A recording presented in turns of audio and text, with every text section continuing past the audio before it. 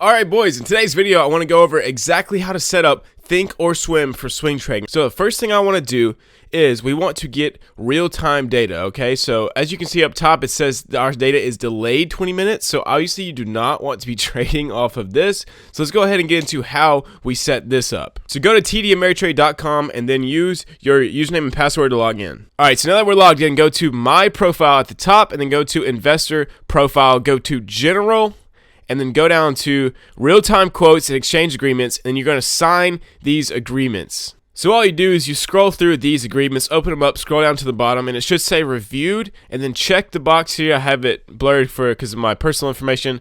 Then you're going to hit submit, and now you should be good to go. So now that you have real-time data, let's go over how to set up the entire layout for Thinkorswim. So the first thing you want to do is create some watch lists. Now you can go check my watch list video to see how I organize these, but how you create it is you press this plus button at the bottom, create watch list, and then you can name it, do whatever you want. Just make sure you link it to the right color as the charts up here. So whenever you press on it, it'll open up whatever you're watching. And how I like to set up my watch list is to do this. We get rid of the ask, bid, net change, keep the symbol last, and then add percent change, hit OK, and that's how I like to lay mine out.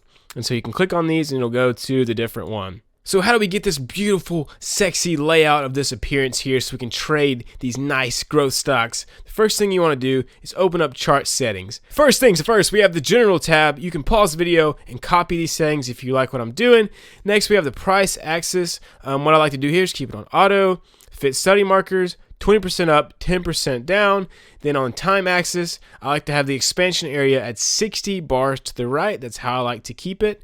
And then favorite time frames, you can copy these. The main ones I use though are the 5-year 1 day to check the stock's history. Same with the weekly. And I like to scan on the 9-month 1 day and execute on the 90-day 1 hour or the 5-day 5 minute. But you can copy these time frames. Next, we have the appearance, these beautiful, sexy candlesticks. So I like to have green going up, have it filled, same colors for the wicks, and then dojis being a nice white. And then I like to have the volume as this nice kind of dark gray in the background there.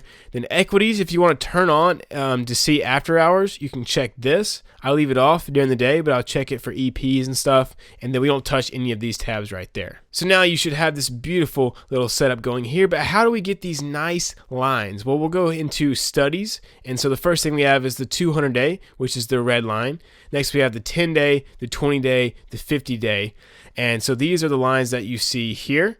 These will give you the nice moving averages.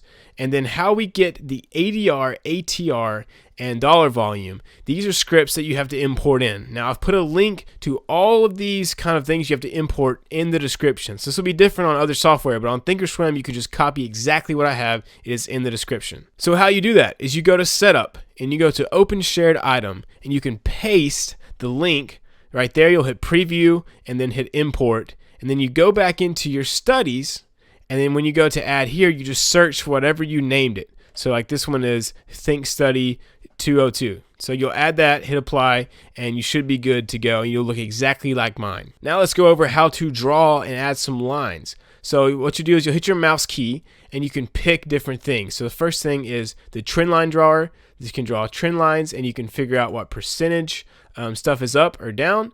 And the settings that I have on this, if we go to edit properties, these are the settings, just a nice gray, and I save as default, so it's the same every time. Next, we have an arrow I like to use, just a plain white arrow. And if you look at the properties on here, here are the settings I have, and I just save as default. And that's about all the tools I use. And if you want to get my entire workspace in one go, you can do this by opening a shared item, and I have that linked in the description as well, all on one page. So now that you have a beautiful, clean setup for swing trading on Thinkorswim, you need to find the scans, and you can find those by clicking on this video right here, and I'll see you guys there.